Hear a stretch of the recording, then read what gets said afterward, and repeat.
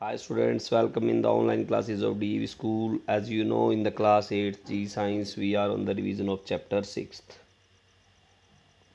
In the previous lecture, we complete the revision of part ABC.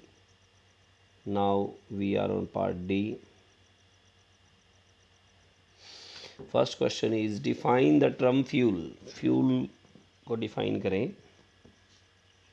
Define the term fuel. A substance which produces heat on burning in air is called a fuel. वो substance जो जलने पर heat produce करता है fuel कहलाता है. Name any two renewable natural resource of energy. Natural resource renewable यानी कि जो नए बन सके हैं वो रिन्यूएबल रिसोर्स ऑफ एनर्जी बताइए. Wind energy and solar energy. Define the term carbonization. The process of conversion of dead plants material into coal is called carbonization. जो मृत पौधे हैं उनका कोयल में कन्वर्ट होना कार्बनाइजेशन कहलाता है.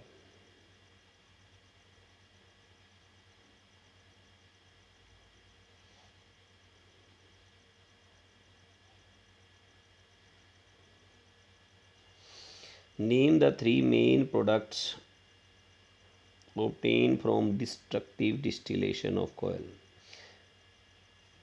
3 प्रोडक्ट्स के नाम बताइए जो डिस्ट्रक्टिव डिस्टिलेशन ऑफ कोयल से मिलते हैं.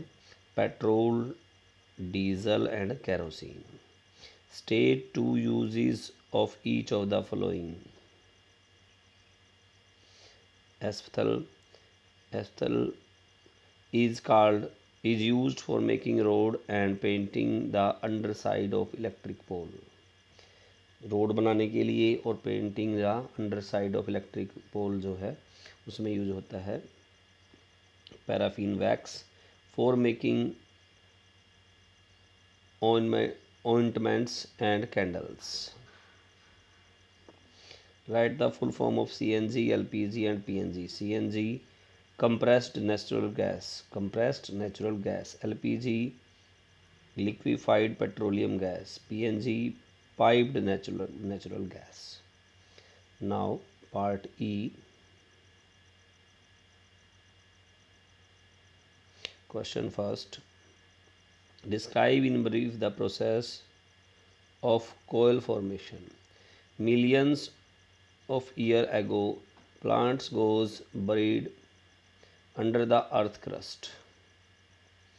बहुत सालों पहले millions of years ago plants जो हैं वो मिट्टी की परतों के नीचे दब गए. In due course of time those dead remains of plant got converted into coal due to intense pressure and temperature inside the earth. पृथ्वी के बहुत ज़्यादा प्रेशर और टेम्परेचर के कारण वो जो प्लांट्स दबे थे डेड रिमेन्स जो हैं उनका वो कोयल में कन्वर्ट हो गया.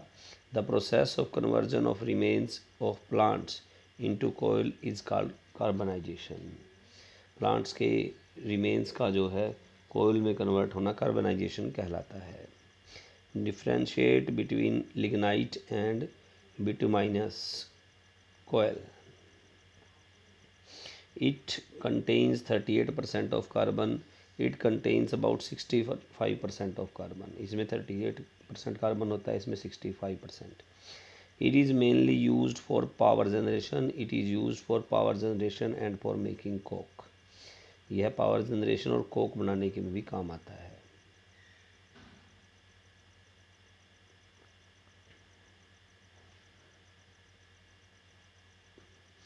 How do petroleum and natural gas occur in nature. Petroleum occur in rock formation of crude oil.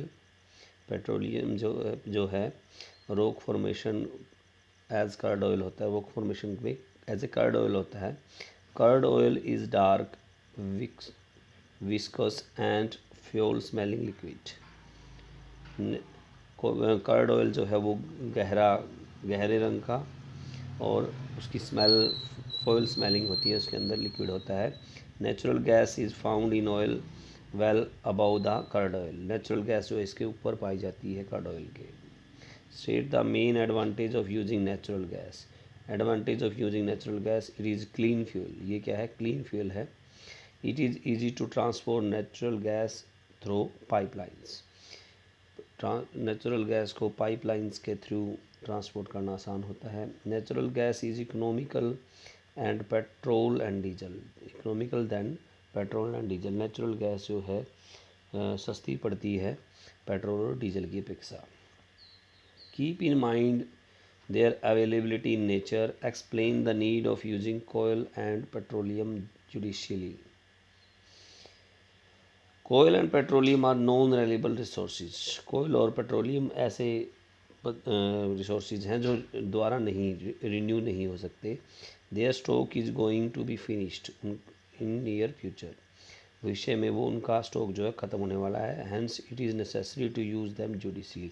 इसलिए उनको संभाल कर इस्तेमाल करना चाहिए। आज हमारा चैप्टर फुली रिवाइज हो गया है। आप इसको सीरियसली लर्न करेंगे। Okay, thank you so much.